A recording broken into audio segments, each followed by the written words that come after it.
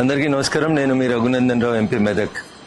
మార్చి 3 ప్రపంచ వినికిడి దినోత్సవం సందర్భంగా ప్రేక్షకులందరికీ కూడా శుభాకాంక్షలు, అభినందనలు తెలియజేస్తూ, ప్రజల్లో ఎవరికైనా వినికిడి సమస్యలు ఉన్నట్లయితే ఇటీవల అధునాతన టెక్నాలజీ తోటి మన భాగ్యనగరంలోని కోటి ఈఎన్టీ ఆసుపత్రిలో ఆధునిక వైద్య పరికరాలు, మంచి నిష్ణాతులైనటువంటి డాక్టర్లతోటి వినికిడి పరికరాలు అమర్చడం, మీకు ప్రపంచాన్ని పరిచయం చేయడం లాంటి కార్యక్రమాల్ని అక్కడ ఉన్నటువంటి నిష్ణాతులైనటువంటి డాక్టర్లు వారి బృందం చేస్తా ఉంది.